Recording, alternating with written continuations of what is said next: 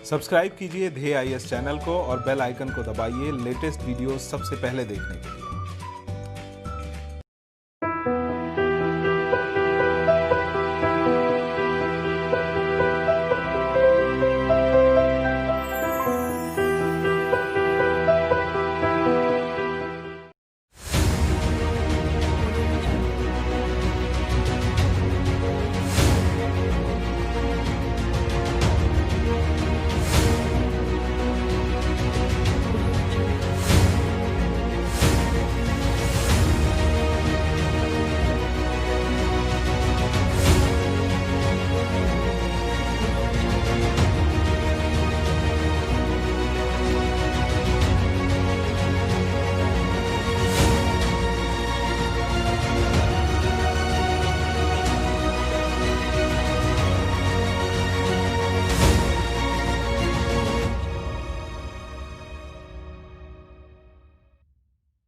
नमस्कार, मैं सुनील वर्मा ध्येय आईएएस टीम की ओर से आपका स्वागत करता हूं ध्येय टीवी पर। हम बात करेंगे डेली करंट अफेयर्स के अपने प्रोग्राम पर, जैसा कि हम प्रतिदिन करते आए हैं। आज की वीडियो में मैं एक स्पेशल टॉपिक डिस्कस करने जा रहा हूं और ये टॉपिक है राफेल। देखेंगे राफेल की विशेषताएं क्या हैं, क्यों इसकी इस समय ज़्यादा आवश्यकता महसूस की जा रही है। ये भी देखेंगे कि जब यह इंडियन एयरफोर्स में अब शामिल होने जा रहा है तो क्या हमारी जितनी चुनौतियां हैं सभी का समाधान करने में ये सक्षम है, या फिर हमें राफेल से आगे के भी कुछ रणनीति बनानी होगी। ये जो टॉपिक है काफ़ी इंटरेस्टिंग है, रुचिकर है, तो आइए इसको हम डिस्कस करते हैं। सबसे पहले आप स्क्रीन पर इसकी इमेज देख लीजिए, यही है राफेल। इसको थोड़ा सा और करीब से देखिए। यह खूबसूरत होने के साथ साथ काफ़ी डरावना है। अगर यह अपनी पूरी क्षमता का प्रयोग करे तो किसी भी देश को यह मिनटों में तबाह करने की कैपेसिटी रखता है। यह जो है ज़मीन से और हवा दोनों से यह क्या कर सकता है, हमारी रक्षा कर सकता है। कैसे करेगा ये आगे मैं बताता हूँ। यह देखिए थोड़ा सा अंदर की तरफ से उसका जो इमेज दिखाई देता है उसको देख लीजिए। जो इसका स्क्रीन होता है, जहाँ पे पायलट बैठे होते हैं उनके सामने का स्क्रीन होता है। इसकी स्क्रीन की विशेषता यह होती है जिसके माध्यम से पायलट पूरे जो है कि फाइटर जेट को ऑपरेट करते हैं। इसमें छोटी से छोटी चीज़ और लोकेशन को भी हम देख सकते हैं, उसको टारगेट कर सकते हैं। और ये देखिए अंदर का इमेज, और यह जो पायलट हैं इनका जो हेलमेट होता है, यह आपके सामने जो स्क्रीन दिखाई दे रहा है फाइटर जेट का, उससे जुड़ा होता है। काफ़ी महत्वपूर्ण होता है। इसके विषय में थोड़ा सा आगे बताऊंगा, थोड़ा बैकग्राउंड समझ लीजिए। सेना के 3 अंग माने जाते हैं और जो थल सेना है वह सबसे प्राचीन सेना का रूप माना जाता है। थल सेना में हमारे पैदल सैनिक होते थे, घुड़सवार सैनिक होते थे, कई सेनाओं में जो है कि हाथियों की भी उपस्थिति आपने देखा होगा। लेकिन इन सब में एक कॉमन चीज़ थी, वह थी कि सेना कितनी भी बड़ी हो ये मैटर नहीं करता है। जो सेना प्रशिक्षित होगी और साथ ही साथ जिसने उस समय की एडवांस टेक्नोलॉजी का प्रयोग किया होगा, वही सेना क्या होती थी, जीतती थी। थल सेना के बाद एक और सेना का विकास होता है जिसको हम जल सेना कहते हैं, या इसको नेवी के नाम से भी आप जानते हैं। तो जो आपने उपनिवेशवाद का एक दौर सुना होगा जिसमें ब्रिटेन, फ्रांस और पुर्तगाल जैसे देशों का नाम आता है, इन्होंने क्या किया था, उपनिवेश बनाया था। उस समय अगर किसी सेना का सबसे ज़्यादा महत्व था तो वह कौन सा था, आपकी जल सेना या नेवी का महत्व था। उसके बाद एक और सेना का विकास होता है जिसको हम एयरफोर्स के नाम से जानते हैं। यह जो सेना है वो काफ़ी आधुनिक तकनीकी से यह लैस होती है, और इसी के कारण यह जैसे जैसे एयरफोर्स का विकास होने लगा, इसने थल सेना और जो है कि नेवी की भूमिका को थोड़ा सा कम कर दिया, अपने महत्व को बढ़ा लिया। इसका पीछे कारण यह है कि जो एयरफोर्स है इसके पास ऐसी कैपेसिटी है कि कुछ ही मिनटों में युद्ध के परिणाम को बदल सकता है। अर्थात कोई देश अगर हार भी रहा हो लेकिन उसकी अगर एयरफोर्स मजबूत है तो तुरंत उसको कमबैक मिल जाता है। कहीं ना कहीं इन सब चीज़ों में कॉमन क्या लगा कि जैसे जैसे समय बढ़ा हमने टेक्नोलॉजी परिवर्तन किया। टेक्नोलॉजी में जो परिवर्तन आया उसको जब हमने सेना में एडॉप्ट किया तो सेना क्या हुई, मजबूत होती है। इसलिए वर्तमान समय में भी क्या है, जो सेना के लिए सबसे महत्वपूर्ण है वह है उसकी टेक्नोलॉजिकल एडवांसमेंट। जिसका टेक्नोलॉजिकल एडवांसमेंट ज़्यादा होगा वह सेना क्या होगी, अच्छी होगी। भारत सरकार ने भी आज़ादी के बाद एयरफोर्स के विकास के लिए कई तरह के प्रयास किए, लेकिन जो सामरिक दृष्टि से हमारी जो महत्व रखते हैं हम, उतना हम विकास नहीं कर पाए। अर्थात जैसा कि हमारे पड़ोसी जो दो देश हैं जिनका जिक्र हम बार बार करते हैं, पाकिस्तान और चीन, इनकी वजह से जो हमारी लोकेशन है वह काफ़ी महत्वपूर्ण है। इनकी इनकी वजह से कई तरह की चुनौतियां हमें उत्पन्न होती आई हैं। इसलिए आज़ादी के बाद से अब तक हमने एयरफोर्स में उतना विकास नहीं किया जितना कि हमें करने की आवश्यकता थी। इसके पीछे हालांकि कुछ हमारी मजबूरियां थी कि जैसे कि हमारी अर्थव्यवस्था का आकार छोटा था, हमारे पास जो है कि गरीबी, भुखमरी जो है कि जैसी चुनौतियां काफ़ी ज़्यादा थीं, माइग्रेशन की प्रॉब्लम थी, और इसी के कारण हमने क्या किया, अपने बजट का बहुत छोटा भाग ही इस पर खर्च किया, जिसकी वजह से हम रिसर्च और डेवलपमेंट भी ज़्यादा नहीं कर पाए। और इन सब कारणों की वजह से क्या हुआ, हम एयरफोर्स में उतना ज़्यादा मजबूत नहीं बन पाए जहाँ पर आज हमको होना चाहिए था। इसका मतलब ये नहीं कि हम कमज़ोर हैं, इसका मतलब ये है कि हम और आगे हो सकते थे। भारत ने उपरोक्त परिस्थितियों में रूस का सहयोग लिया। हम रूस का सहयोग पहले से प्राप्त करते आए हैं, और भारतीय वायुसेना में रूस में बने विमान MiG-21, MiG-27 और सुखोई 30 जैसे विमान शामिल हैं, जो ये दिखाता है कि हमने रूस से काफ़ी ज़्यादा मदद ली है। MiG-21 और MiG-27 अब आउटडेटेड हो रहे हैं, इसी कारण एयरफोर्स में विमानों की संख्या कम होकर 31 स्क्वाड्रन रह गई है। अब 31 स्क्वाड्रन का मतलब ये है कि पहले ये समझ लीजिए आखिर एक स्क्वाड्रन में होते कितने विमान हैं। तो एक स्क्वाड्रन में 12 से 18 लड़ाकू विमान होते हैं। भारतीय परिस्थितियों के हिसाब से देखा जाए तो एक स्क्वाड्रन में 18 विमान को एक आइडियल कंडीशन माना जाता है। अर्थात जो MiG-21 है, MiG-27 है, जैसे जैसे ये आउटडेटेड होते जा रहे हैं तो अब इनको क्या करेंगे, हम बाहर करेंगे। इसके वजह से जो हमारे स्क्वाड्रन की संख्या है वह कम होती जा रही है। कितनी हो गई है, 31 तक सिमट गई है, जबकि होना कितना चाहिए, लगभग कम से कम 42। यदि भारत को चीन और पाकिस्तान के साथ दोनों मोर्चों पर एक साथ युद्ध करना पड़ जाए तो कम से कम हमारे पास 42 स्क्वाड्रन होने चाहिए, लेकिन अभी संख्या कितनी है, सिर्फ और सिर्फ 31।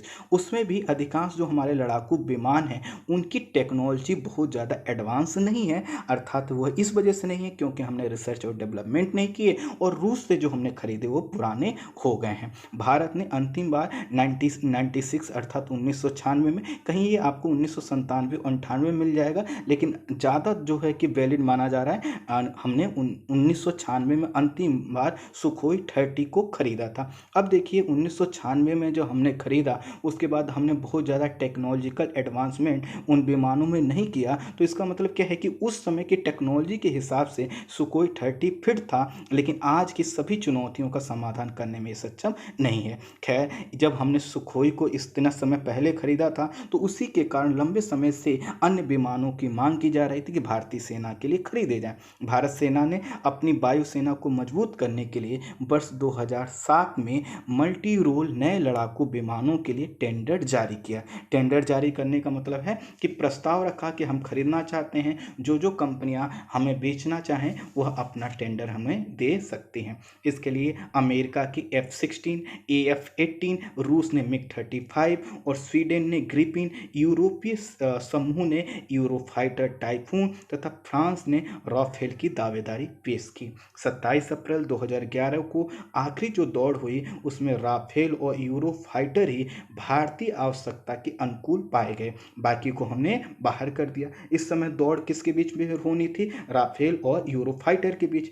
लेकिन 31 जनवरी 2012 को सस्ती बोली और फील्ड ट्रायल के आधार पर जो सबसे उपयुक्त हमें जो है कि विमान निकला वह था राफेल, और हमने इसलिए क्या किया, टेंडर राफेल को दे दिया। वर्तमान सरकार अर्थात उस समय जो वर्ष 2012 में जो कांग्रेस सरकार थी उसने 126 राफेल जेट खरीदने की इच्छा प्रकट की, जिसमें से 18 जो राफेल विमान मिलने थे वह बनकर मिलने थे, तैयार मिलने थे, और 108 का विमान का विकास भारत में हिंदुस्तान एरोनॉटिक्स लिमिटेड के साथ किया जाना था। फिर सत्ता परिवर्तन होता है, वर्तमान जो है कि एनडीए सरकार सत्ता में आती है और उसने कहा कि नहीं, हम सिर्फ 36 राफेल खरीदेंगे। इसके पीछे का सोच ये रही होगी कि हम राफेल खरीद लेते हैं, फिर अमेरिका में कुछ नया आएगा उसको खरीद लेंगे, रसिया में कुछ नया बनेगा उसको खरीद लेंगे। और उस समय चूंकि राफेल सबसे अच्छा था तो हमने राफेल को 36 यूनिट खरीदने का हमने प्रस्ताव किया और हमने यह प्रस्ताव समझौता किया कि अप्रैल 2022 तक ये सभी 36 के 36 हमें सौंप दिए जाएंगे। फ्रांस ने भारतीय आवश्यकता को समझते हुए वर्तमान समय में जो हमारा तनाव चल रहा है चीन के साथ, 5 राफेल विमान कल अर्थात 27 जुलाई को फ्रांस से रवाना कर दिए हैं। यह विमान जो है कि 7 घंटे में यूएई के अल दफ्रा एयरबेस पहुंच चुके हैं और कल अर्थात आने वाला जो कल है 29 जुलाई ये अम्बाला एयरफोर्स स्टेशन पर पहुंच जाएंगे। इन विमानों को लेकर आ रहे हैं भारतीय पायलट जो कि 17 गोल्डन एरोज कमांडिंग ऑफिसर के पायलट हैं और यही क्या कर रहे हैं, इसको लेकर आ रहे हैं। इन सभी पायलट्स को फ्रांसीसी दसाल्ट एविएशन कंपनी द्वारा प्रशिक्षण दिया गया है। इन विमानों को 29 जुलाई अर्थात जब ये कल आएंगे, कल या फिर परसों इनको वायुसेना में क्या कर दिया जाएगा, शामिल कर लिया जाएगा।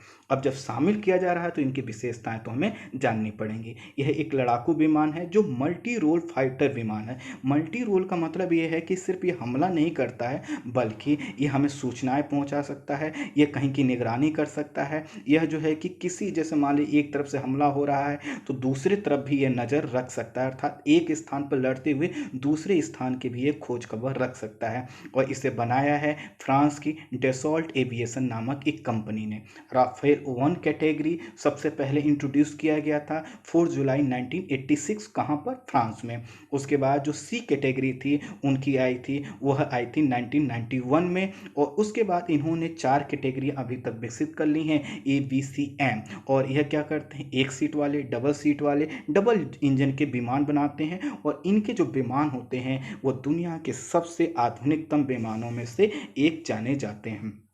वर्ष जो है कि 1986 से वर्ष 2018 तक इस कंपनी के द्वारा 165 यूनिट का विकास किया जा चुका है और इन्होंने कई जगह अपनी क्षमता को प्रूव भी किया है। आगे बताऊंगा कहां कहां प्रयोग किया जा सका है। यह हवा से हवा में, हवा से जमीन पर हमला करने के साथ साथ परमाणु हमला करने में भी सक्षम है, यह मिसाइल दागने में सक्षम है और यह उन मिसाइलों को दागने में सक्षम है जो सबसे ज़्यादा एडवांस हैं, जो सबसे ज़्यादा तबाही मचा सकते हैं। इसकी खास विशेषता यह भी है कि यह बेहद कम ऊंचाई पर उड़ान भर सकता है और जब कोई विमान कम ऊंचाई पर उड़ान भरता है तो उसके रडार के द्वारा पकड़ में आने की संभावना काफ़ी कम हो जाती है। यह जो है कि ज़मीनी सैन्य ठिकानों के साथ साथ अर्थात जो ज़मीन पर हमारे एयरबेसेस होते हैं उसके साथ साथ विमान वाहक पोत, जो नेवी के हमारे पोत होते हैं, उससे उड़ान भर सकता है और कहीं पर भी जहां पर आप इसको चाहिए वहां पर यह हमला कर सकता है। यह एक साथ कई टारगेट पर नज़र रख सकता है। इसकी बहुत बड़ी विशेषता है क्योंकि होता क्या है कि जब कोई फाइटर जेट अपने मुकाबला कर रहा होता है तो उसको सिर्फ एक लोकेशन को टारगेट करना होता है, लेकिन ये कई स्थानों को टारगेट कर सकता है और उधर से आने वाले अर्थात कई स्थानों से आने वाले जो भी प्रतिक्रियाएं हैं, जो भी एक्शन हैं, उनकी प्रतिक्रिया कर सकता है अर्थात उनका जवाब दे सकता है। यह 1 मिनट में 50,000 फीट की ऊंचाई पर पहुंच सकता है। सोचिए 1 मिनट में 50,000 फीट की ऊंचाई। कई जगह ये ऊंचाई जो है कि 60,000 फीट भी लिखी मिलेगी, लेकिन 50,000 ज़्यादा वैलिड माना जा रहा है तथा 36 से 50,000 फीट की ऊंचाई पर उड़ान भरने में सक्षम है। और इतनी ऊंचाई में उड़ान भरने का सक्षम होने का मतलब ये है कि अन्य विमानों के ऊपर से ये क्या कर सकता है, प्रहार कर सकता है। इसकी जो रफ्तार बताई जा रही है वो 1920 किलोमीटर प्रति घंटा बताई जा रही है, लेकिन जो अधिकतम स्पीड है वह है 2222 किलोमीटर प्रति घंटा। आप समझ सकते हैं यदि हम इसको अम्बाला में जो है कि इसको तैनात करते हैं तो इसको जो है कि लद्दाख वाले एरिया में पहुंचने में कितने मिनट लग सकते हैं। इसमें ऑक्सीजन जनरेशन सिस्टम लगा है।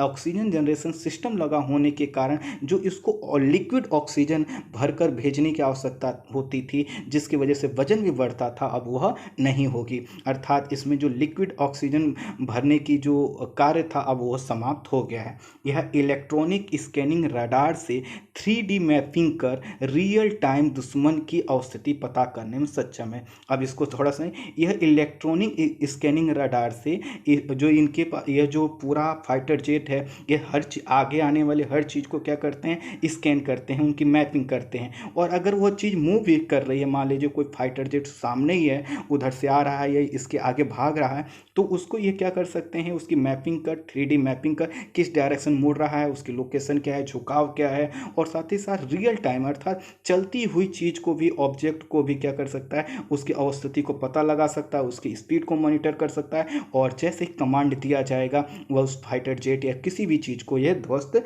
कर सकता है। सबसे बड़ी बात यह भी है कि हर मौसम और हर ऊंचाई पर कार्य करने में सक्षम है। आपको पता है बहुत से ऐसे फाइटर जेट होते हैं जो कि क्या करते हैं, जो कोहरा का समय होता है उसमें काम नहीं कर पाते, या फिर आंधियों के समय काम नहीं कर पाते, लेकिन हर मौसम में कार्य करने में सक्षम है और हर ऊंचाई पर कार्य करने में सक्षम है। इसकी एक सबसे बड़ी विशेषता यह है कि अगर इसके पास केवल और केवल 1312 फीट जो है कि लंबा रनवे हो, जो कि काफ़ी छोटा माना जाता है। रनवे के हिसाब से देखा जाए तो जो 1312 फीट की लंबाई है काफ़ी छोटी है, लेकिन यहाँ से भी क्या कर सकता है, उड़ान भरने में सक्षम है। यह इसलिए हमारे लिए महत्वपूर्ण है क्योंकि जो पर्वतीय क्षेत्र होते हैं वहाँ पे हम बहुत बड़े रनवे का विकास नहीं कर सकते, लेकिन अगर छोटे रनवे से कोई जो है कि फाइटर जेट उड़ान भरने में सक्षम है तो इसको हम कहीं भी तैनात कर सकते हैं। यह 24,500 किलोग्राम तक का भार और 17,000 किलोग्राम का फ्यूल ले जाने में सक्षम है। अर्थात इसकी जो भार ढोने की कैपेसिटी है आप उसको देख सकते हैं वो कितनी ज़्यादा है। यह अमेरिका के F-16 की तुलना में लगभग 0.79 फीट लंबा है और 0.82 फीट क्या है, ऊंचा है, अर्थात उससे यह बड़ा है। राफेल की जो लंबाई है वह 15.30 मीटर है, विंग की जो लंबाई है 10.90 मीटर की है, और जेट की जो ऊंचाई है 5.30 मीटर की है। ये सभी चीज़ें आपकी परीक्षा के पॉइंट ऑफ व्यू से काफ़ी इंपॉर्टेंट है। ये पहले से ही दुनिया की सबसे जो घातक मिसाइल है जिसका नाम है मिटियोर, इसको कई जगह मिटोर भी लिखा दिखाई देता है, तो मिटोर या मिटियोर जो भी आप इसको बने, यह तो लगा ही है, इसके साथ साथ इस विमान को स्टेल्थ तकनीकी से लैस किया गया है। स्टेल्थ तकनीकी से लैस होने पर विमान क्या हो जाता है, किसी रडार सिस्टम से पकड़ में आसानी से नहीं आता। हालांकि बहुत से ऐसे रडार हैं कि जो स्टेल्थ तकनीकी से विकसित विमानों को पकड़ लेते हैं, लेकिन राफेल उनकी कैटेगरी में नहीं आता। और इस तरह से न सिर्फ उसमें पहले से मिसाइल लगा है, स्टेल्थ टेक्नोलॉजी यूज हुई है, बल्कि भारतीय आवश्यकताओं के अनुसार इसमें और हथियार लगाए जाने की भी बात है। इसमें इजराइल का हेलमेट माउंट डिस्प्ले लगा है। माउंट डिस्प्ले का मतलब यह है कि जैसे अगर आप माउंटेन या किसी पर्वत पर खड़े होइए तो नीचे की चीज़ें आपको दिखती हैं लेकिन बहुत क्लियर नहीं दिखाई देती, लेकिन अगर आपके पास कोई ऐसी डिवाइस हो जिसको आप जूम करिए और बाकी सभी चीज़ें आपको दिखाई देने लगे, ठीक इनका जो हेलमेट होता है उसमें क्या होता है कि जो भी चीज़ें देखना चाहेंगे वह काफ़ी दूर की चीज़ों को पास करके काफ़ी आसानी से दिखा सकता है। ये इसमें लगा हेलमेट की विशेषता है जो कि पायलट इसको धारित करते हैं। इसके वजह से क्या है, कई किलोमीटर दूर की चीज़ों को यह पायलट बहुत जल्दी इसको देख सकता है, उसको पता लगा सकता है, उसको जूम करके कहाँ पर क्या करना है डिसीजन ले सकता है। इसमें रडार वार्निंग रिसीवर लगा है, वो इस वजह से लगा है कि मान लीजिए पहले तो ये रडार के पकड़ में नहीं आएगा, अगर आ भी जाता है तुरंत इसको वार्निंग मिल जाए कि आप किसी रडार के पकड़ में आ चुके हो, तो यह क्या कर सकता है, अपना डिसीजन ले सकता है। इसमें लो बैंड जैमर लगा हुआ है। लो बैंड जैमर का मतलब है कि यह कोई जो मान लीजिए इसकी तरफ किरणें आ रही हैं, वेव्स आ रही हैं, रेडिएशन आ रही हैं, जिसकी वजह से इसकी अवस्थिति का पता चल सकता है, तो इसमें जैमर के द्वारा उसको क्या कर सकता है, लॉक कर सकता है। साथ ही साथ 10 घंटे की फ्लाइट डेटा रिकॉर्डिंग की इसमें व्यवस्था है। ये इतनी घंटे की फ्लाइट डेटा रिकॉर्डिंग से ये फायदा होता है कि जब मान लीजिए कोई फाइटर जेट है बहुत देर तक हवा में रहा, उसने युद्ध किया, तो वो जब वह आएगा तो उसकी जो फ्लाइट डेटा की रिकॉर्डिंग है उसकी वजह से हम देख सकते हैं कि इस विमान को किन किन चुनौतियों का सामना करना पड़ा, क्या क्या हुआ, सामने दुश्मन की क्या कंडीशन थी, सभी चीज़ों को हम पता कर सकते हैं और हम इसके आधार पर दूसरे हम अपने फाइटर जेट को डिसीजन दे सकते हैं कि आपको ऐसा सा करना है। और इसके साथ साथ कई प्रकार प्रकार के इसमें ट्रैकिंग सिस्टम लगाए हैं, जिसके वजह से किसी भी चीज़ को ट्रैक करने में कैपेबल है। इसमें परमाणु हथियारों से लैस जो रफाल है वह हवा से हवा में 150 किलोमीटर तक मिसाइल दाग सकता है, जबकि हवा से ज़मीन पर जो ये मिसाइल दागने की क्षमता है रफाल के द्वारा वह है लगभग 300 किलोमीटर। अर्थात अगर हवा से हवा में मार करना होगा तो 150 किलोमीटर दूर तक किसी भी चीज़ को ये मार सकता है। अगर हवा से ज़मीन पर मारना है तो 300 किलोमीटर की दूरी को भी कवर कर सकता है। रफाल सबसे बड़ी विशेषता यह है कि ऊपर नीचे अगल बगल अर्थात ये चारों तरफ जब आप अपने आप को जिस कंडीशन में बदलना चाहे ये बदल सकता है। और इसकी जो विजिबिलिटी होती है 360 डिग्री होती है, अर्थात ऊपर नीचे दाएं बाएं सभी कुछ ये देख रहा है और जब चाहे अपने आप को टर्न ले सकता है, ऊपर उठ सकता है, एक ही स्थान पर ऊपर उठ सकता है, एक ही स्थान पर खड़े खड़े ये नीचे उतर सकता है। यह इसकी कैपेसिटी है। यह जो माना जा रहा है ये 4.5 जनरेशन, इस समय जो जनरेशन चल रही है लड़ाकू विमानों की वो 5वीं जनरेशन है। तो कई जगह आपको रफाल जो मिलेगा वह 5वीं जनरेशन का लिखा दिखाई मिलेगा, लेकिन अधिकांश जगहों पे इसका 4.5 जनरेशन का उल्लेख किया गया है। लेकिन इसका मतलब नहीं है कि सबसे एडवांस नहीं है, सबसे एडवांस है। चूंकि इसका विकास पहले हो गया था इसलिए 4.5 जनरेशन का कहा जा रहा है। अदरवाइज जो अन्य देशों के पास जो 5 जनरेशन के जो विमान हैं जैसे F-16 जो अमेरिका का है और अमेरिका ने पाकिस्तान को रखा है, वह इसके सामने टिकने में बिल्कुल भी नहीं टिक पाएगा। तो इस तरह से ये मत सोचिएगा कि हमने पुराना कोई विमान खरीद लिया है। इसमें लगा जो मिट्योर है, मिट्योर मिसाइल, वो दुश्मन की सीमा में प्रवेश किया बिना लगभग 150 किलोमीटर अंदर तक तबाही मचा सकता है। मान लीजिए अगर हम इस समय हम कहें कि हमें चाइना पर अटैक करना है तो हमें चाइना के अंदर जाने की ज़रूरत नहीं है, हम अपनी सीमा में रहते हुए लगभग 150 किलोमीटर की दूरी तक उसको तबाह कर सकते हैं। इसके अलावा इसमें जो है स्काल्प क्रूज मिसाइल भी लगाया गया है, जिसका विकास यूरोपीय डिफेंस कंसोर्टियम MBDA के द्वारा किया गया है और यह मूलतः जो है कि 250 किलोमीटर की दूरी तक मार करने में सक्षम है। हालांकि कुछ मीडिया रिपोर्ट्स में इसकी जो दूरी है वह 60 से 70 किलोमीटर बताई जा रही, तो कुछ में 500 से 600, लेकिन जो इसका मूलतः जो विकास किया गया था वो 250 किलोमीटर की दूरी के लिए विकास किया गया था। तो आपको क्या ध्यान रखना है, एक तो मिट्योर या मिट्योर मिसाइल सिस्टम पहले से इसमें लगा है, इसमें स्काल्प भी लगाया जा रहा है और ये क्या है, क्रूज मिसाइल है। इसका विकास किसके द्वारा किया गया है, इसका यूरोपीय डिफेंस कंसोर्टियम के द्वारा इसका विकास किया गया है। भारत ने इस पर लगने वाले हैमर मिसाइल भी इमरजेंसी के तौर पर खरीदा है, अर्थात अब इसमें हैमर मिसाइल भी हम लगाएंगे। यह एक मध्यम रेंज की एयर टू ग्राउंड मिसाइल है जिसे फ्रांसीसी वायुसेना और नौसेना के लिए डिजाइन और निर्मित किया गया था, लेकिन अब चूंकि जिस प्रकार की चीन हमसे तनाव बढ़ाता चला जा रहा है, ऐसे में हमें ज़रूरत थी मध्यम रेंज की कुछ जो है कि मिसाइल की, और इसमें जो हैमर है वो काफ़ी अच्छा माना जाता है और ये एयर टू ग्राउंड अर्थात जो है कि ये हवा से ज़मीन पर मार करने में सक्षम है। पहले से ही फ्रांसीसी वायुसेना और नौसेना के लिए कार्य कर रहा है और वहाँ पर इसकी क्षमता प्रूव भी हुई है, इसलिए हमने इसको भी इसमें लगाने का फैसला लिया है। हैमर जो है कि मिसाइल ये भारत के पहाड़ी जो क्षेत्र हैं उसमें तो काम करने में सक्षम भी है और उसके साथ साथ किसी भी बंकर और ठिकाने को ये अंदर तक तबाह कर सकता है। जो 36 रफाल हैं इसमें जो है कि एयरफोर्स के 2 स्क्वाड्रन का विकास होगा। जैसा कि मैंने बताया कि इंडिया में 18 जो विमान हैं उनका एक स्क्वाड्रन बनता है, तो जो 36 रफाल आएंगे इससे 2 स्क्वाड्रन का विकास होगा और यह जो स्क्वाड्रन लगाए जाएंगे एक अंबाला में लगाया जाएगा और एक पश्चिम बंगाल के हासीमारा स्क्वाड्रन में लगाया जाएगा। कुल मिलाकर 36 विमानों से 2 स्क्वाड्रन बनेंगे, एक अंबाला और दूसरा पश्चिम बंगाल। तो अंबाला वाला जो स्क्वाड्रन है वह पश्चिम में चीन और पाकिस्तान को नियंत्रित करेगा और जो पश्चिम बंगाल वाला जो है कि हमारा स्क्वाड्रन है वह कहाँ करेगा, जो हमारा अरुणाचल प्रदेश वाला जो क्षेत्र है वहाँ पर जो चीन की घुसपैठ होती रहती है वहाँ पर हमको कैपेबल बनाएगा।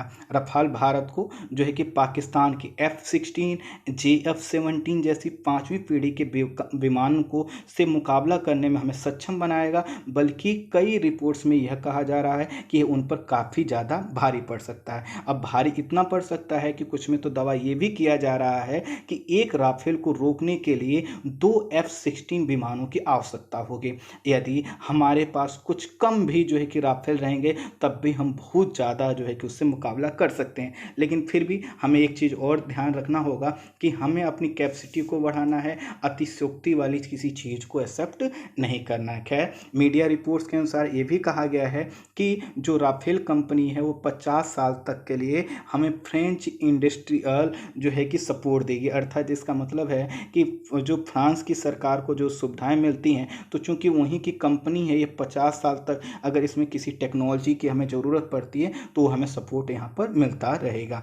रफाल के जो ट्रेनर विमानों के टेल नंबर, अब ट्रेनर विमान का मतलब है कि देखिए हम उन विमानों को लेकर आ रहे हैं, पायलटों को प्रशिक्षित किया जा रहा है, फिर बाद में जो इन विमानों का हम वायुसेना के कुछ पायलटों को प्रशिक्षित करने का भी हम प्रयास करेंगे। तो इसके लिए जो टेल नंबर होता है, जो पीछे लिखा हुआ जो नंबर होता है, वो वायुसेना प्रमुख RKS भदौरिया के सम्मान में RB सीरीज, अर्थात RKS भदौरिया का पहला R और दूसरा भदौरिया का B, तो RB सीरीज के होंगे। तो अगर आपसे पूछ लिया जाए कि टेल नंबर पे यह जो RB सीरीज है इसका क्या मतलब है, तो बताइएगा RKS भदौरिया के सम्मान में जो है कि हमने यह जो राफेल के ट्रेनर विमानों का जो टेल नंबर दिया है उनके।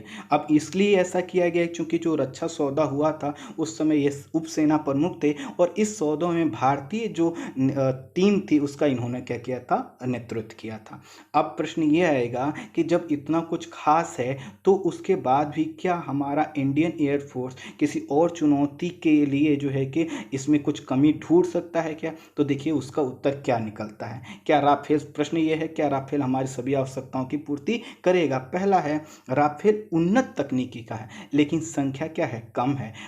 हमने क्या किया है, 36 राफेल को जो है कि खरीदने का प्रस्ताव किया है। अगर 36 भी हमें 2022 तक मिल जाते हैं तो ये 36 क्या करेंगे, 36 जगह पे ही तो हमें क्या करेंगे, प्रोटेक्ट कर पाएंगे। अगर हम कहें कि चूंकि यह F-16 के मुकाबले दुगुना क्षमता रखते हैं तो कह सकते हैं कि हो सकता है कि पाकिस्तान के 50 विमानों पर यह भारी पड़े। लेकिन सोचिए, कल्पना कीजिए कि अगर पाकिस्तान और चीन दोनों एक साथ हमला कर दें तो क्या ये 36 ही हमें प्रोटेक्ट कर पाएंगे? तो इसका उत्तर है नहीं। कारण ये है कि जो हमारे अन्य विमान हैं, मैंने उनको बताया कि अधिकांश विमान आउटडेटेड होते जा रहे हैं या फिर उनकी टेक्नोलॉजी पुरानी पड़ती जा रही। वहीं पर चीन और पाकिस्तान दोनों ने अपनी सेना पे खर्च ज़्यादा किए हैं। पाकिस्तान ने जो है कि क्या किया, फाइटर जेट को खरीदा है। चीन ने खुद भी विकास किया है, कुछ खरीदा भी। इसलिए कहा यह जा रहा है कि पाकिस्तान और चीन दोनों एक साथ अगर युद्ध की परिस्थिति क्रिएट कर सकते हैं तो हमारे लिए चुनौती बढ़ जाएगी। एक चीज़ और समझिए कि चीन के पास जो फाइटर प्लेन की संख्या है वो हमसे बहुत ज़्यादा है और उनके जो फाइटर जेट हैं वो भले ही राफेल की तरह जो है कि बहुत एडवांस ना हो लेकिन फिर भी 5वीं जनरेशन के हैं। और 5वीं जनरेशन होने का मतलब है कि कहीं ना कहीं एडवांसमेंट का लेवल क्या है, अच्छा खासा होगा। तो इस तरह से हमें ये देखना है कि राफेल को लेकर हम आ रहे हैं, ये हमारी तात्कालिक चुनौतियों का समाधान तो करेगा लेकिन सभी चुनौतियों का समाधान कर पाए ये जरूरी नहीं है। अब तीसरा चीज ये भी कहा जा रहा है कि राफेल को हम बनाया ला रहे हैं। इसका जो है कि अब इससे की वजह से क्या होगा कि कोई भी इसमें आधुनिकी का जो है कि हस्तांतरण नहीं हो रहा। अर्थात जब टेक्नोलॉजिकल ट्रांसफर नहीं होगा तो क्या होगा कि हमारी जो निर्भरता है वो फ्रांस पर बनी रहेगी। अर्थात जब हमने रूस से जो भी हमने विमान खरीदे थे उसमें क्या था, टेक्नोलॉजिकल हम जो है कि ट्रांसफ़र करते थे और वहाँ के अधिकांश विमान हम इंडिया में बनाते थे। रूस भी उसमें सहयोग करता था। जब राफेल को खरीदा जाना था यूपीए के गवर्नमेंट के काल में, तब उसमें बात हुई थी कि हाँ इंडिया में बनाया जाएगा। इससे क्या होता है कि धीरे धीरे हम राफेल का मैन्युफैक्चरिंग करते, हम इस मामले में खुद ही क्या हो जाते, आत्मनिर्भर हो जाते। लेकिन अभी आत्मनिर्भरता प्राप्त नहीं होगी। इन सभी के कारण से क्या होगा कि हमें कहीं ना कहीं बाहर से फिर जो है कि कुछ ना कुछ विमान खरीदने होंगे और एक दो नहीं सैकड़ों विमानों की खरीदे जाने की आवश्यकता बनी रहेगी। उसके बाद कहा जा रहा है कि जैसे कि मैंने बताया कि हमें होना कितना चाहिए, 42 स्क्वाड्रन। अभी संख्या 30 से 31 स्क्वाड्रन की है और उसके बाद जो हमारे विमान पुराने वाले हैं वो तेजी से आउटडेटेड हो रहे हैं। अगर हमने तेजी से उनकी संख्या को फुल नहीं किया तो 2022 तक इन स्क्वाड्रन की संख्या क्या रह जाएगी, मात्र 25 रह जाएगी। और 25 स्क्वाड्रन किसी भी तरह से भारतीय सुरक्षा के पॉइंट ऑफ व्यू से ठीक नहीं है। इसलिए हमें जो ये जो विमान हमने खरीदे हैं, एक तो इनकी संख्या बढ़ाने की ज़रूरत है। भले ही इनकी जगह हम कुछ और भी विमान खरीदें, 36 हमने राफेल खरीद लिए, कुछ और भी खरीदें, लेकिन हमें खरीदने की ज़रूरत है। लेकिन सबसे इम्पोर्टेंट ये है कि जो हमने आत्मनिर्भरता का नारा दिया है, वो आत्मनिर्भरता के लक्ष्य को प्राप्त करने की ज़रूरत है। हमें रिसर्च एंड डेवलपमेंट बढ़ाने की ज़रूरत है, हमें खुद के यहाँ मैन्युफैक्चरिंग करने की ज़रूरत है। और जिस तरह से हमने स्पेस के क्षेत्र में स्ट्रगल करके आज ऐसा मुकाम हासिल किया है कि हम दुनिया के सबसे सर्वोच्च संस्था के रूप में इसरो को देखते हैं, ठीक इंडियन एयरफोर्स को भी इतनी मजबूत बनाने की ज़रूरत है जिससे चाइना कितना भी लाख कोशिश कर ले वह हमारे टक्कर में ना आ सके। उसके बाद जो लास्ट पॉइंट है वही है कि हमें छोटे और हल्के फाइटर प्लेन की अधिक आवश्यकता है, जिस पर हमने अभी ज़्यादा ध्यान नहीं दिया है। ये जो छोटे और हल्के फाइटर प्लेन होते हैं, ये जो माउंटेन एरिया होते हैं, इनमें काफ़ी सहायक होते हैं। जो बड़े फाइटर प्लेन होते हैं वो हर चीज़ में कैपेबल नहीं होते, वो बड़ी तबाही मचा सकते हैं। लेकिन अगर हमें कोई छोटी मोटी आवश्यकता पड़ती है, कहीं सेना की छोटे टुकड़ी को रोकना है, हमें थोड़ी तबाही मचानी है, हम क्यों दुश्मन को संदेश देना है, तो इसके लिए क्या होता है, राफेल उपयुक्त नहीं है। कुल मिलाकर राफेल ने अभी तात्कालिक तौर पर समस्या का समाधान किया है, लेकिन हमारे सामने अभी भी चुनौतियां हैं। चुनौतियां ये हैं कि हमारे पास फाइटर प्लेन कम है, इनकी संख्या बढ़ाई जाए, रिसर्च एंड डेवलपमेंट का स्तर बढ़ाया जाए, टेक्नोलॉजिकल ट्रांसफॉर्मेशन तेज़ी से किया जाए, और सबसे बड़ी बात यह है कि हमें कहीं ना कहीं आत्मनिर्भरता के लक्ष्य को इस क्षेत्र में भी प्राप्त करना होगा। आई होप आप पूरे वीडियो को समझ पाए होंगे। आज के लिए इतना ही। Thank you so much.